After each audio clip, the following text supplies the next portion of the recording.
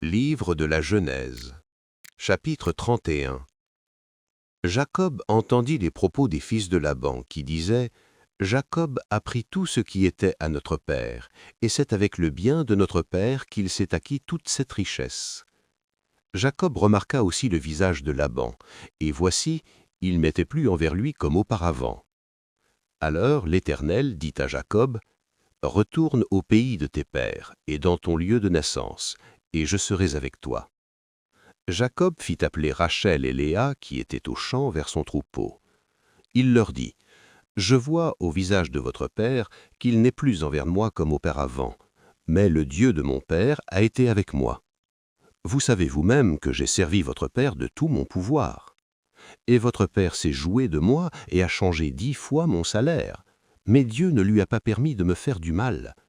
Quand il disait « Les tachetés seront ton salaire », toutes les brebis faisaient des petits tachetés. Et quand il disait « Les rayés seront ton salaire », toutes les brebis faisaient des petits rayés. Dieu a pris à votre père son troupeau et me l'a donné.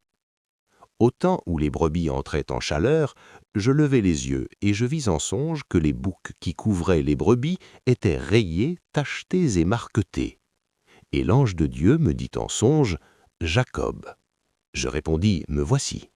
Il dit « Lève les yeux et regarde. Tous les boucs qui couvrent les brebis sont rayés, tachetés et marquetés, car j'ai vu tout ce que te fait Laban. Je suis le Dieu de Béthel, où tu as oint un monument, où tu m'as fait un vœu.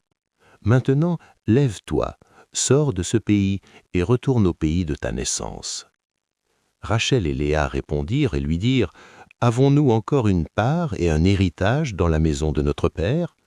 Ne sommes-nous pas regardés par lui comme des étrangères, puisqu'il nous a vendus et qu'il a mangé notre argent ? Toute la richesse que Dieu a ôtée à notre père appartient à nous et à nos enfants. Fais maintenant tout ce que Dieu t'a dit. » Jacob se leva, et il fit monter ses enfants et ses femmes sur les chameaux. Il emmena tout son troupeau et tous les biens qu'il possédait, le troupeau qui lui appartenait, qu'il avait acquis à Padan Aram, et il s'en alla vers Isaac, son père, au pays de Canaan. Tandis que Laban était allé tondre ses brebis, Rachel déroba les téraphim de son père. Et Jacob trompa Laban, l'araméen, en ne l'avertissant pas de sa fuite. Il s'enfuit avec tout ce qui lui appartenait, il se leva, traversa le fleuve et se dirigea vers la montagne de Galaad. Le 3e jour, on annonça à Laban que Jacob s'était enfui. Il prit avec lui ses frères, le poursuivit 7 journées de marche et l'atteignit à la montagne de Galaad. Mais Dieu apparut la nuit en songe à Laban l'araméen et lui dit « Garde-toi de parler à Jacob ni en bien ni en mal. » Laban atteignit donc Jacob. Jacob avait dressé sa tente sur la montagne, Laban dressa aussi la sienne avec ses frères sur la montagne de Galaad. Alors Laban dit à Jacob « Qu'as-tu fait ? Pourquoi m'as-tu trompé et emmènes-tu mes filles comme des captives par l'épée ? Pourquoi as-tu pris la fuite en cachette, m'as-tu trompé, et ne m'as-tu point averti ? Je t'aurais laissé partir au milieu des réjouissances et des chants, au son du tambourin et de la harpe. Tu ne m'as pas permis d'embrasser mes fils et mes filles, c'est en insensé que tu as agi. Ma main est assez forte pour vous faire du mal, mais le Dieu de votre père m'a dit hier, garde-toi de parler à Jacob ni en bien ni en mal. Maintenant que tu es parti, parce que tu languissais après la maison de ton père, pourquoi as-tu dérobé mes dieux ? » Jacob répondit et dit à Laban, « J'avais la crainte à la pensée que tu m'enlèverais peut-être tes filles. Mais périsse celui auprès de qui tu trouveras tes dieux. En présence de nos frères, examine ce qui t'appartient chez moi et prends-le. » Jacob ne savait pas que Rachel les eût dérobés. Laban entra dans la tente de Jacob, dans la tente de Léa, dans la tente des 2 servantes, et il ne trouva rien. Il sortit de la tente de Léa et entra dans la tente de Rachel. Rachel avait pris les téraphim, les avait mis sous le bas du chameau et s'était assise dessus. Laban fouilla toute la tente et ne trouva rien.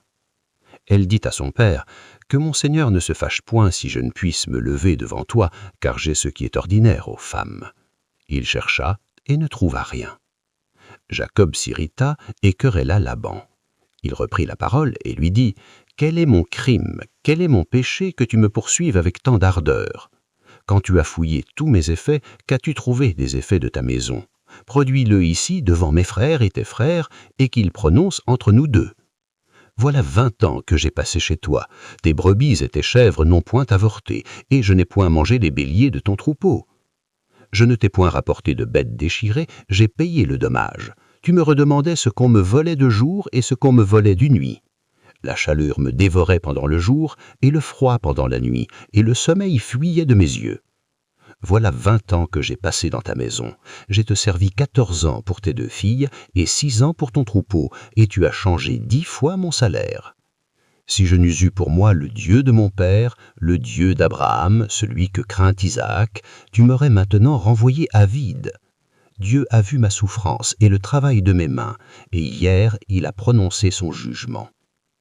Laban répondit et dit à Jacob, « Ces filles sont mes filles, ces enfants sont mes enfants, ce troupeau est mon troupeau, et tout ce que tu vois est à moi.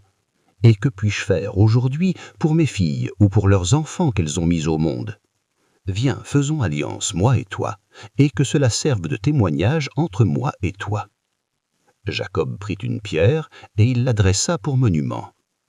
Jacob dit à ses frères, « Ramassez des pierres. » Ils prirent des pierres et firent un monceau, et ils mangèrent là sur le monceau. Laban l'appela Égar Saadouta, et Jacob l'appela Galed.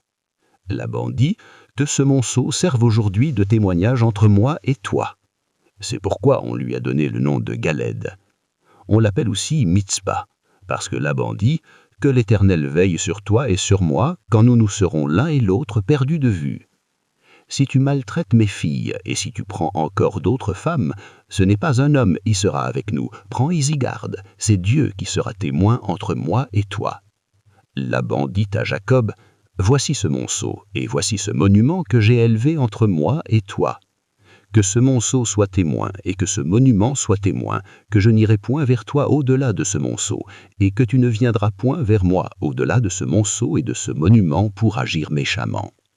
Que le Dieu d'Abraham et de Nachor, que le Dieu de leur père soit juge entre nous. » Jacob jura par celui que craignait Isaac.